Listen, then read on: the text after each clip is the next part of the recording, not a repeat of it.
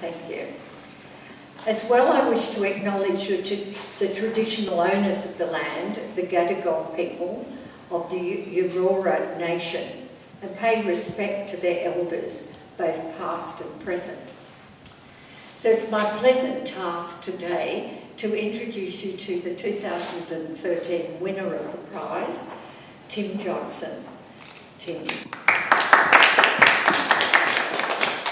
And introduce also Simon Chan, my co-principal sponsor, and Simon is going to interview Tim. So I'll hand the microphone to Simon. Thank you, Simon. Thanks, Marlene. Thanks very much for coming today. It's a lovely day today, and it's good to be here when we have such a fantastic artist, Tim Johnson, with us. So, just as an introduction, for those of you who may not know Tim that well, although obviously he's a very well-known artist, we'll just talk about his background a little bit. A lot of you may not be aware Tim actually comes from a family of architects. His father was Professor Peter Johnson. When I was doing the architecture degree at Sydney University in the early 70s, he was actually the dean of the faculty.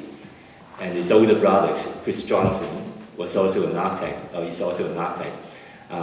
He was the government architect for the New South Wales government, and currently he's the head of the Urban Task Force. I suppose probably the first question to Chris is to Tim is, with a family of architects, has it ever been on your mind that you might become an architect, or did you always want to be an artist? Being an architect was out of the question. But actually my brother's daughter became an architect. Oh, is that right? So it did continue in the family. But I sometimes wondered if I wasn't an artist, sort of to fulfill a need of my father's. To have someone in the family who was a bit more creative than an architect. I'm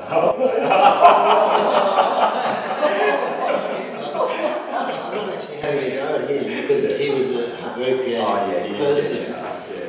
But he did have a few artist friends, including Lloyd Rees, who he saw as a kind of father figure. Yes. And that was because Lloyd Rees worked at the architecture school. That's right. But when I was growing up, I had my own ideas about what being an artist meant, and I did see Lloyd Rees as being the opposite of what I thought a young artist had to do. That was not to go back to the traditional approach to art, but to find new approaches. But the thing is, my dad really encouraged me. I think being an architect, he was very sympathetic to somebody wanting to be creative and to try and paint. He did tell me that if it didn't work out, I had to have a job to fall back on. So he sent me to uni, and I did a bit of training to become a teacher. And I actually got a job as an art teacher, but I was already practicing as an artist, so it didn't really interact with what I was doing, and in fact it almost made me stop being an artist because I found the kids in the school were so creative. So where were you teaching at the time? Cogra. Okay. Cogra High. Right. Yes. But what that meant was that, because in the early 70s I became a conceptual artist, which you're probably going to... That's right. That's right. So I think, your first step as an artist is really conceptual art. So how did you decide to get involved in that, and sort of like, can you maybe explain a bit, about that time, in the 70s? Okay. As a teenager, I was very interested in my own culture. So I used to read and try to write poetry and try to do folk music. And I was reacting, like a lot of people my age, against the system. That was the time for hippies and dropping out, and we just felt we could make the world into a better place if we had a bit more control. And so I was sort of moving away from the idea of being a success success or of having a job and an income and thinking you've got to get out and hitchhike around Australia and you've got to write poetry and you've got to write music and do paintings. And so all through the 60s when I was a teenager I was painting, but mainly from books.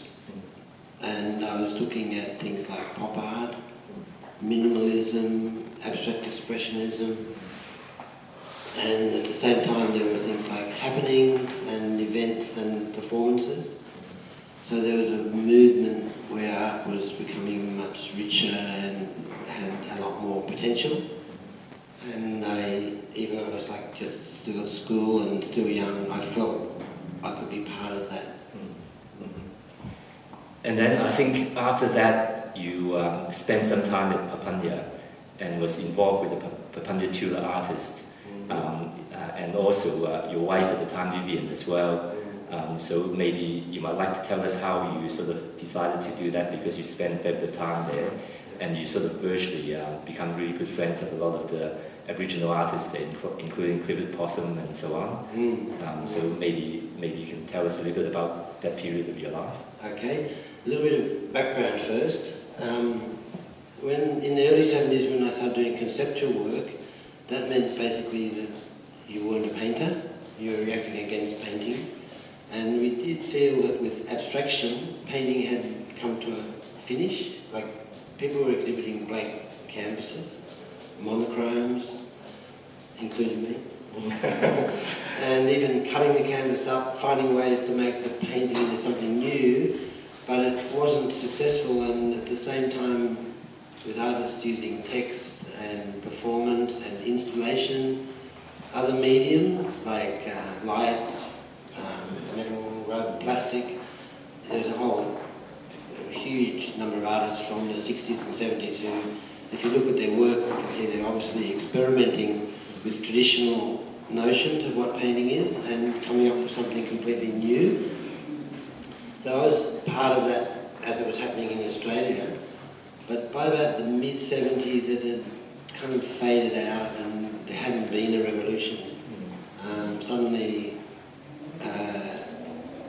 like the art we were doing, which was going to change things, it had been accepted by the gallery system, but it hadn't sort of made any really strong statements.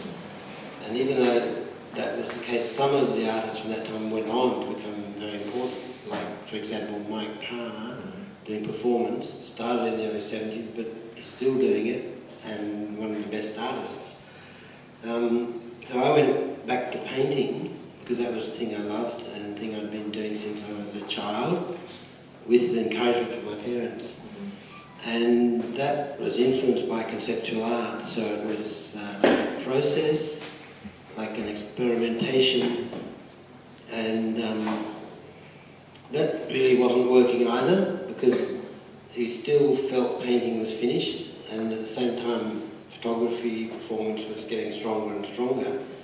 And then, partly because of my dad, I saw some Aboriginal paintings from Papunya in Central Australia.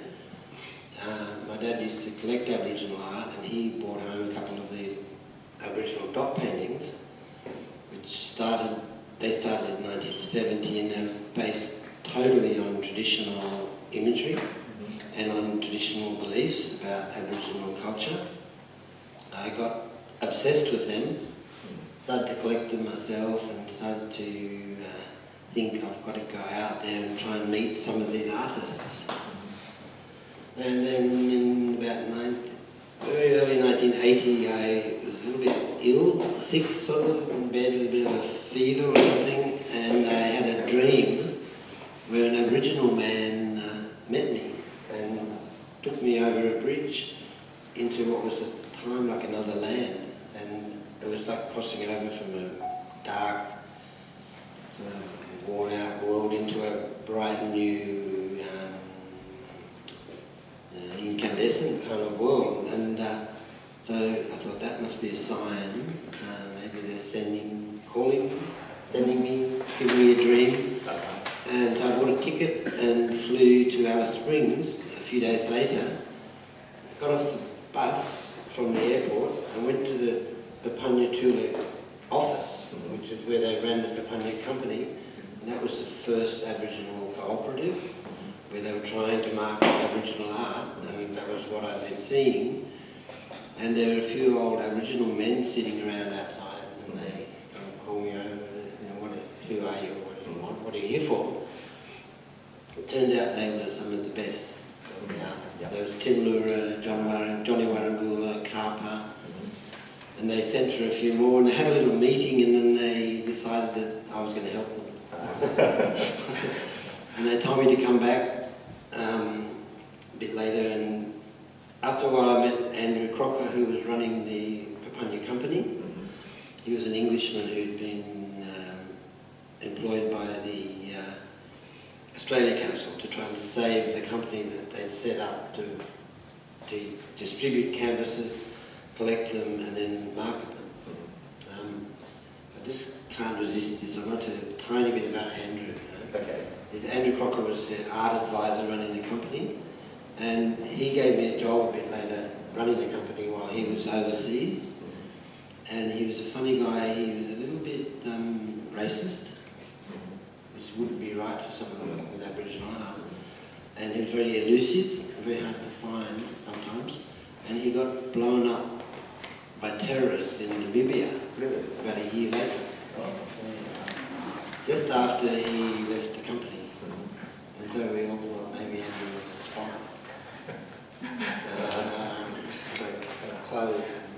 He was a spy. I found out later he was. Yeah, Mrs. Carnegie, who was a big collector, said, no, he was a spy. And then about 2 years ago, about 4 years ago, someone was writing a book about Aboriginal art called Dollar Dreaming. And he interviewed me, and I told him this story, how we had this feeling Andrew Crocker might have been a spy.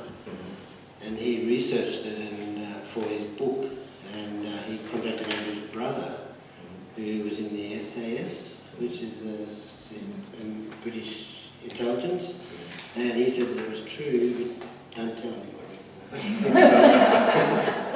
We don't want people to know. It was quite a long, I'm telling you, it was quite a long time ago. It's just an interesting little sideline that this guy was working in the Aboriginal art industry, but he was probably doing work for the British government as well, and they thought it was to do with Pine Gap and monitoring Aboriginal activism in the area, something along those lines.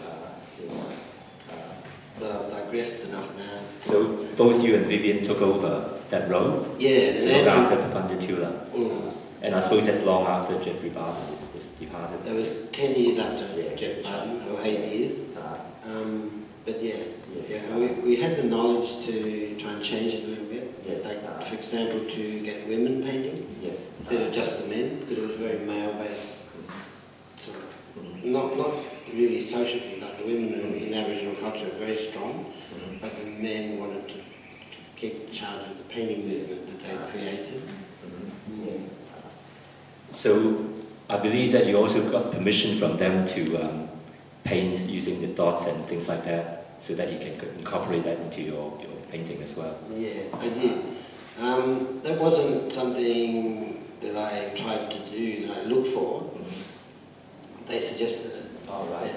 And it was originally just sitting down with them, helping them with their paintings, sometimes having the job of doing the dots, and sometimes having the job of painting the actual design, which is something you're not allowed to do.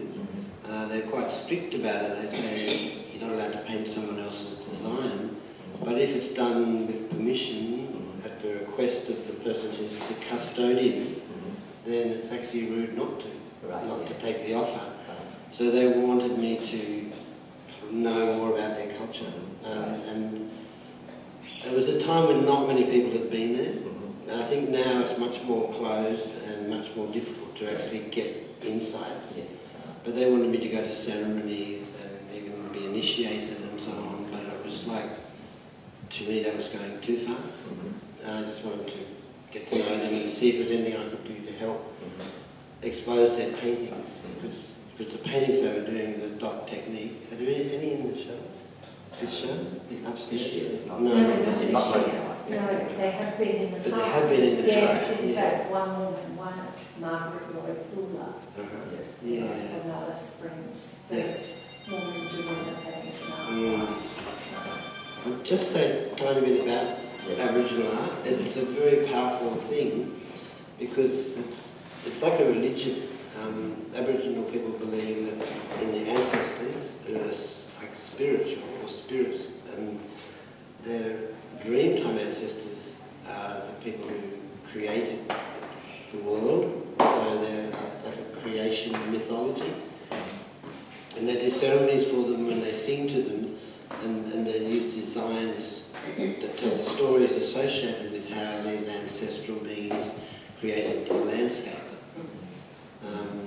I think as a white person, it's a limit to how much I'm allowed to know. Yes. But within the culture, it's treated very seriously, and there are punishments like execution if you break the law. And so it's a very strict, ancient tradition with values and beliefs that have been there for 100, maybe 60,000 years, maybe longer. And so when they start to put these on paintings, they're very aware of what they were doing, that they had to act within their own law, so they had to filter out secret things and sometimes sacred things. But in a general sense, the whole image making was sacred, and it was something that was a part of a core belief about what had created the universe. I just want to say a bit about that so you get a feeling for the context for what they were doing and what I was exposed to out there. There was an idea that art can be very important to people that create it.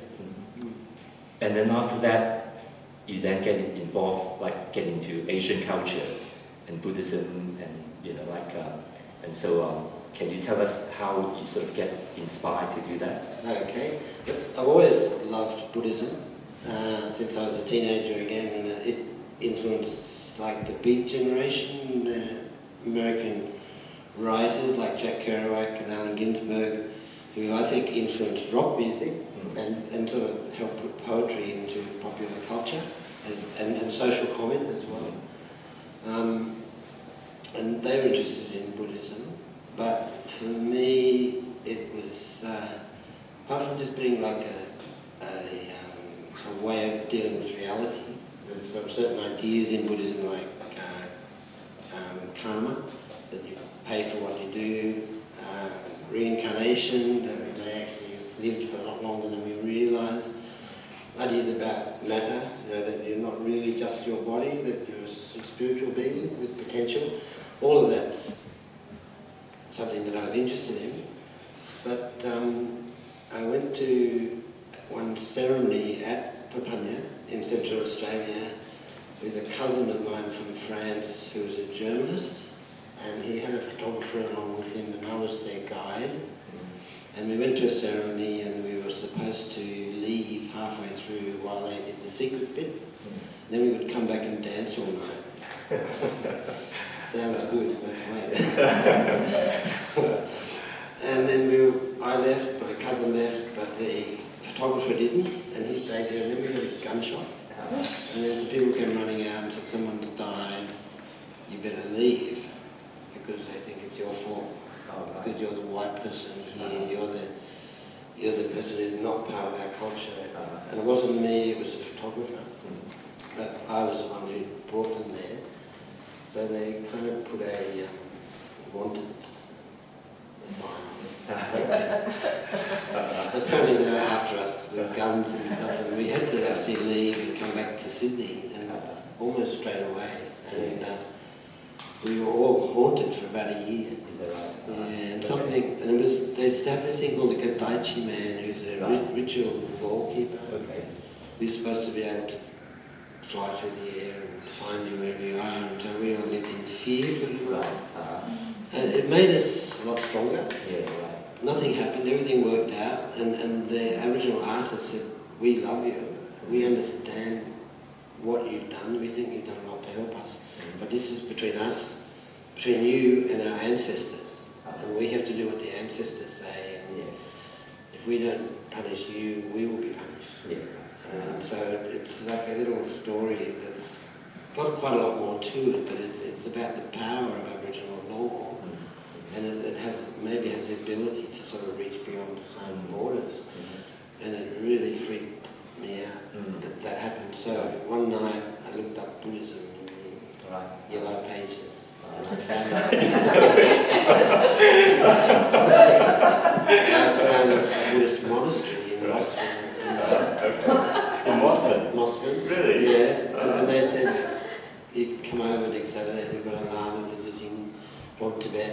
Right. And I just got involved in it, and I found they just had so much knowledge and so much to teach, and I could address the problem that I was in by talking to these lamas, and they told me how to deal with it. Okay. Right. And so it became something that was like my salvation. Yeah. So I tried to practice it, and I had various initiations, like Green Tara, Shenrei, the initiate. Anyone who follows Buddhism knows what the different deities stand for and how you ask for their help, basically, and how, for some miraculous reason, they actually seem to give you help. Right.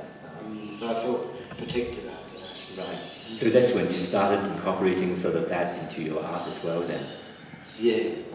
Right. Yeah. You also work with quite a few sort of like, or in collaboration with a lot of Asian artists. So, so is that intentional to do that?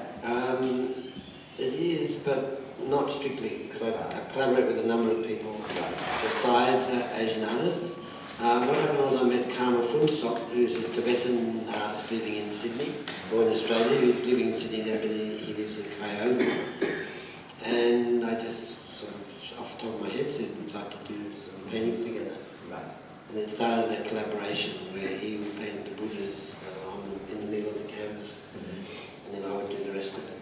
And then he said he was very happy because it worked for both of us, gave him exposure, and it sort of partly legitimised my own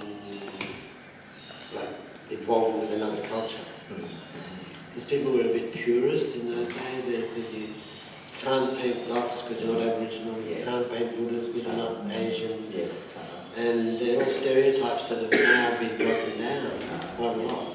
And it was ridiculous anyway, because there was a dot painting movement called pointillism, Surat, and something like Roy Lichtenstein and dots. There were a lot of artists that were painting from Benday dots, which are used in reproduction. So dots were already everywhere, but it's obviously an important issue. You do have to not take the culture from the indigenous people, but I certainly wasn't doing that. Yes. I think that's what makes your work so interesting, because it's cross-cultural and you're transcending between culture from culture to culture. So maybe we might talk a little bit about this work that you won the Paddington Art Prize, Far Away. Can you just briefly explain why the particular title and your inspiration behind it? Yes, I can. I didn't have a title for it, and I can tell you I hear voices, not like a schizophrenic person, but just like out of nowhere I hear a voice sometimes. For example, I was in the city once and I heard a voice say, "Turn around."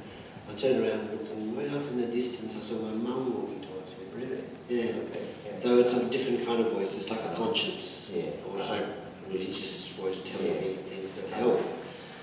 And the voice said, "Far Away Bay." So the voice said, just when I was kind of getting ready to send in actually. Oh, is that right? The voice said it's called Far Away Bay. So I had to look up Far Away Bay to see if it existed or not. And there is a Far Away Bay up near Darwin. Okay. Right on the left of Darwin, and so I left the bay off because I wasn't sure if a bay was a landscape. But it might be a seascape.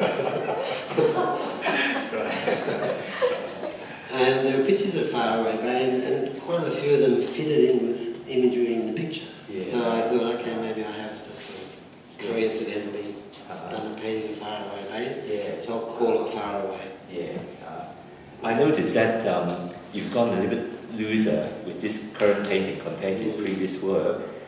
There's a bit of like abstract sort of, symbols on it. Is this sort of like a new sort of direction you're heading? It's a new input into my work. It's obviously influenced by my kids' painting style. Okay. I don't know what that means to you, but kids can be quite helpful and quite inspiring and create within an uninhibited way.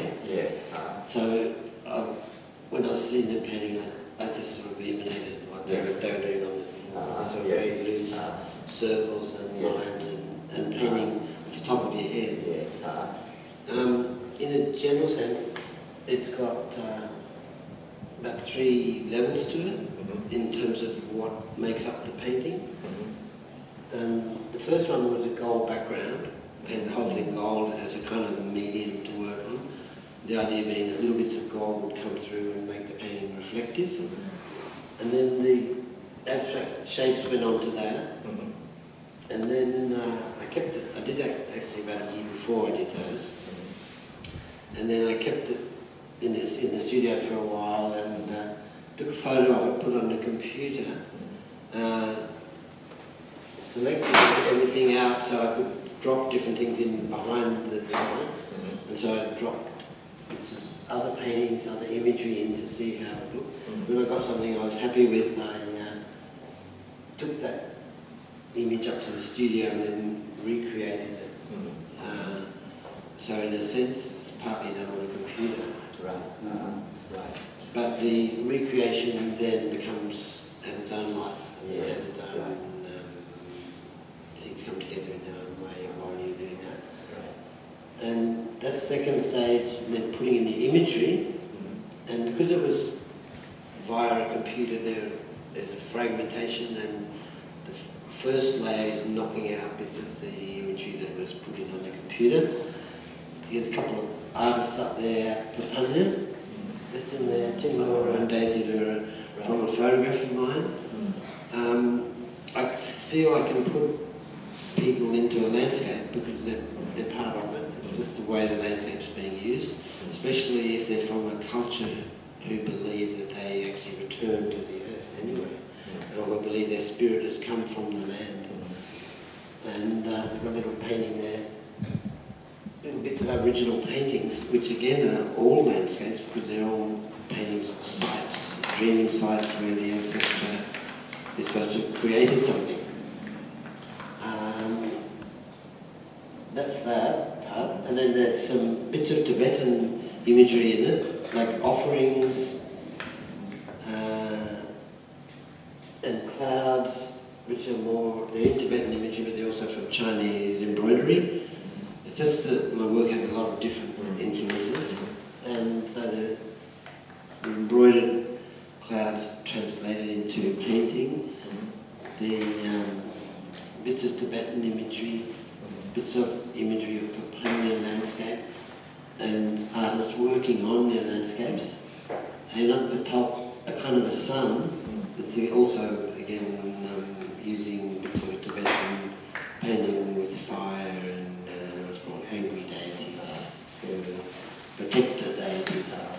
Then there are stamps, there's a few Buddhas, abstract shapes around the outside, little bits of colour just put in here and there, the clouds, the sun, part of the sun. And when I've got all that imagery in, I mask it with a thing called masking fluid. It's like kind of a latex medium that you paint over something and let it dry, and then you can paint over it, and then you clean it off. So I masked everything on it, then I put a background on it, clean the masking fluid off, and then I put the dots on. And the dots are like a visual thing, consciously referring to Aboriginal art. Right. Yeah, that's good. I mean, artists do say that one of the hardest things to do is to paint like a child, so it's interesting that, you're heading in that direction. What's on the horizon at the moment? Do you have any particular projects that you're working on or planning to do? I've got a few shows coming up. I've got one in England, that's a sort of survey show. And what I'm trying to do with my painting is to take a step back and look at Brett Whiteley's painting from the 60s and 70s, because he did things with landscape that I think no one's ever come near.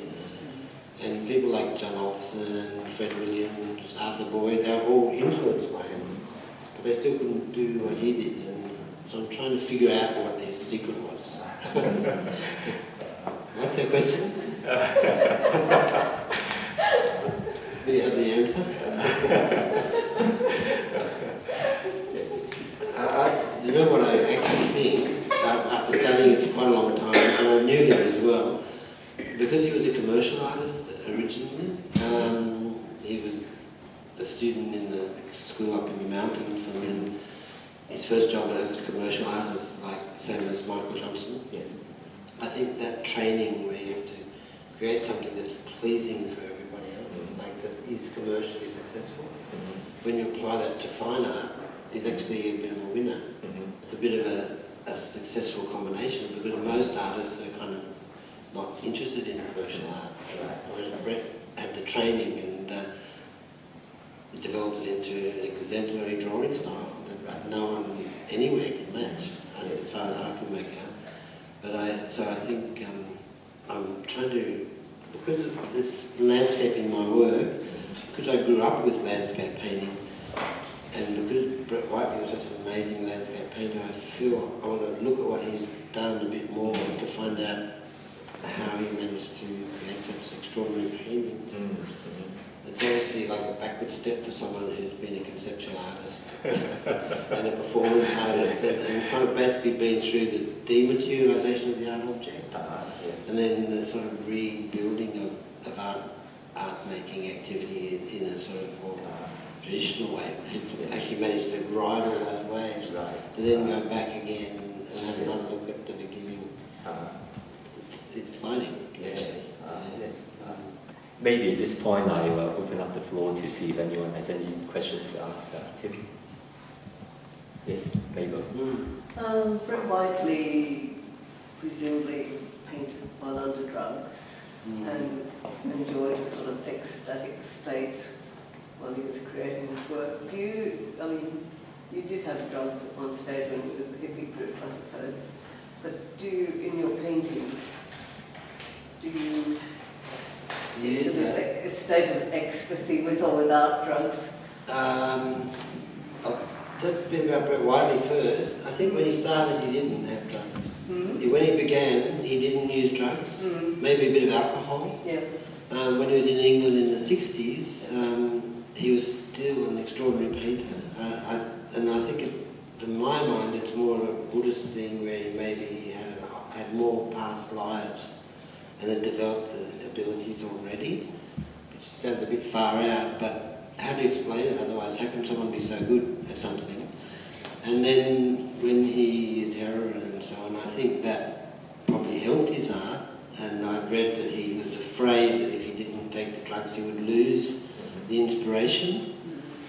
I think I'm not like that, because I'd never get enough time to do what I want to do. There are lots of things I want to do, and I don't need any drugs to inspire me. In fact, drugs can be a little bit dangerous, for obvious reasons. But in the 60s, I did take LSD and smoke a bit of pot, and I did see things as being brighter and with more thusness, oneness. I could see all these religious ideas as being true, like that everything is part of something bigger, and that there are other forces, and that you yourself are like a bit godlike if you can find it in yourself. But the process of painting is very time-consuming and laborious, and it's not often that you get these sudden insights or a sudden breakthrough into something where you might feel ecstasy. And a lot of hard work, I think, is a bit better than smoking dope or something like that for creating good art. So that's my answer, that I get inspiration when I'm working, but it's more of a fluid thing. It comes from lots of other interacting forces as well. I was thinking less of the inspiration. I suppose the inspiration you would intellectually, aesthetically have thought about in your mind. And then when you came to doing it, I was thinking, while you were doing it, in the process of creating, do you feel a sort of... Yeah, I think so, yeah. I think that you've got somewhere that this is it. But it can be delusional. It can be a delusion too. I think it is good to wait a little bit before you judge your work. The passing of time is a better judge than your own immediate excitement. There was one night when I stayed up all night doing painting, And at the end of the morning, I'd finished the painting and I started crying in front of it because I felt I've done it. I've proven to myself that I can do a painting. But it was as much the staying up all night and the hard work as the inspiration that came from. I know that song. Yes. Is it a Beatles song? David Clapton. Oh, yeah. Any other questions? Yes. Yeah, just a little bit about your process. You talked about first putting a sort of a glaze or wash of gold over the canvas, and to me the painting's very collage-like, a lot of different effects that you're putting in there. I'm just interested to know a little bit more about when your dots are going in, and a little bit more about the process, because I think you said you put the gold first, that luminous quality, and then you added the larger, the main larger shapes, and yet the dots seem to be behind that, and yet the collage paper pieces seem to be behind those. So when I'm looking at the layers, it seems to me that the larger strokes are at the end. Front on top. It seems like. Yes. It's a good question because you've actually picked me up on something. I didn't describe it exactly right. But the gold background is an acrylic gold, so it's not a wash, it's just a monochrome gold background. And what it means is if I leave bits, it doesn't matter because then there's this gold paint coming through and it becomes part of the painting. So it can be quite rough with some of the process because of that. But what you're saying is clever because I had a problem with this because what I did, I masked all the shapes before I painted the rest of the imagery. Like there's the background gold and there's all those abstract shapes. Then I masked them just so that I didn't get any paint on them or anything.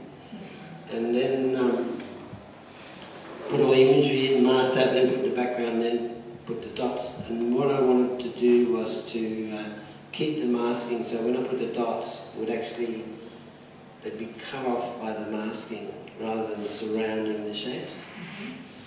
So there was more of a continuum. Yeah, and I found that was a little bit impractical, so I didn't do that because there was some reason I needed to see it all properly as I was putting it together, so I couldn't leave the masking fluid on it. But when it came to doing the dots, I did paint them as if they'd gone over the top of like as if the shapes were masked. It's getting a bit complicated, but I did actually consciously paint a bit of that effect in. Yeah, rather than using dots to outline the shapes, I tried to make it look like the shapes were sitting on top of the dots. Yeah. Which it clearly does look like that. Yeah, but it's an illusion, really. Yeah. Thank you. Any other questions? So this is what I might term marriage between Asian and Aboriginal. Is that a path you're going to continue pursuing, or? I've already done it a bit, and there's an interview by Julie Ewington, who's a curator from the Queensland Art Gallery, where she said Tim Johnson believes that Australian art is part of Asian art. And I just got, no, that's wrong, it's not true. Because what would an Aboriginal artist think if you tell him his art is part of Asia, whereas he's older? But apparently I did say something like that. So I kind of had the idea that Australians could see themselves more as part of Asia than more as part of Asia than part of Europe or America. That we tended to be closer to a different culture from people in England and America who had their own sort of Western culture. So we could, to some extent, see ourselves as being Asian artists, even though we didn't really have Asian culture. But it came from Buddhism, that I had an interest in Buddhist painting, which is sort of Asian, but Buddhism is more international as well. It's meant to be for everybody.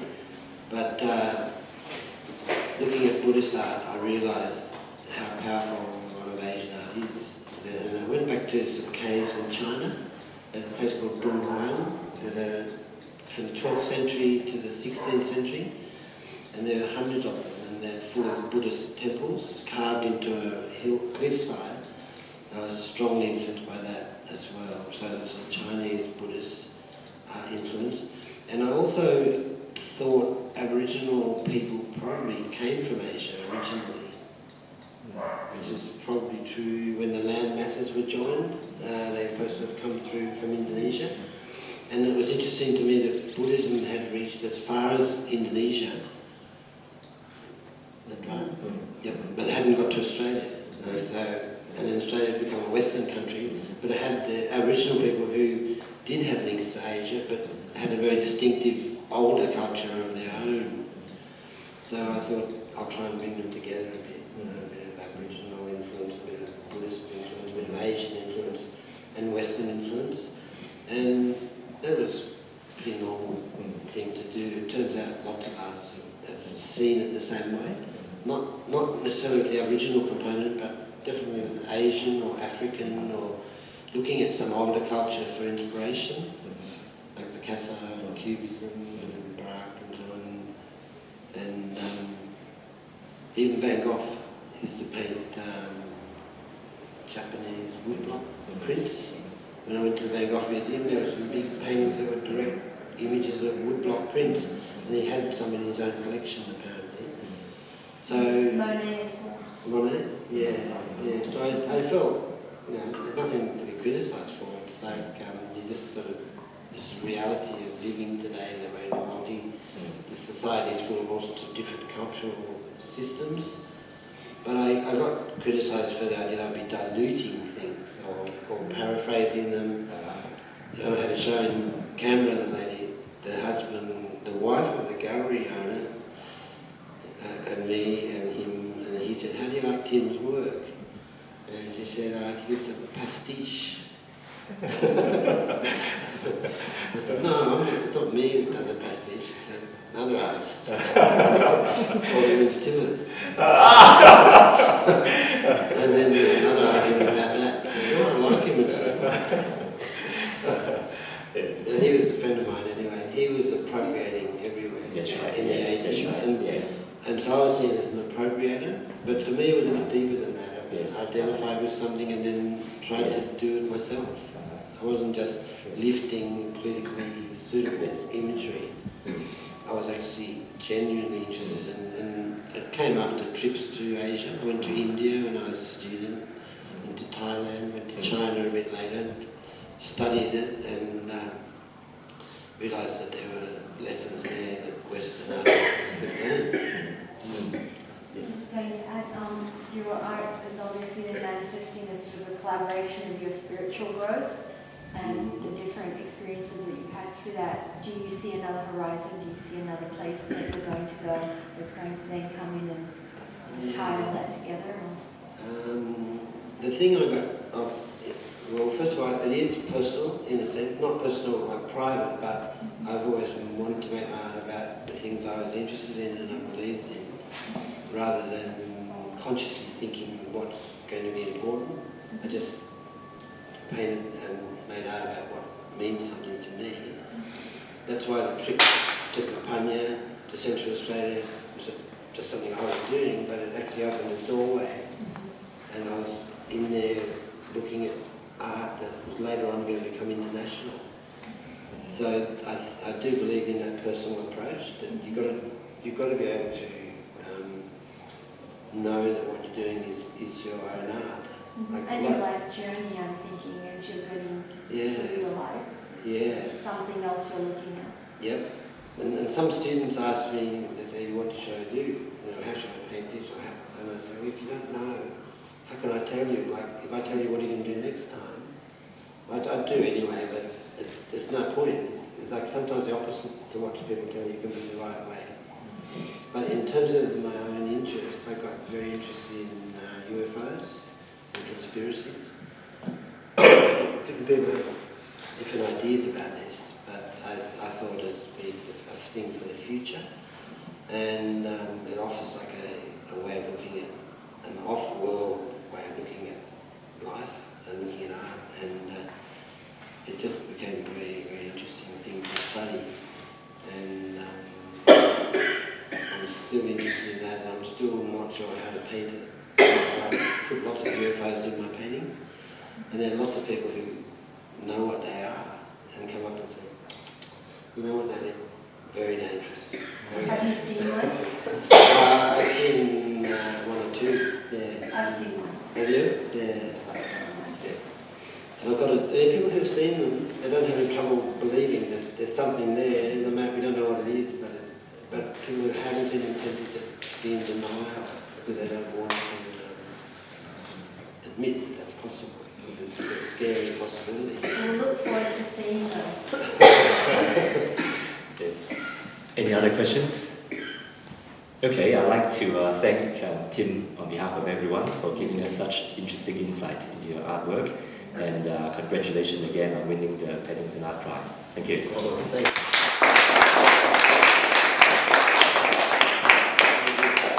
Thank you very much for coming. Yes, it's our pleasure. Okay. So enjoy a few more drinks again. Thank you.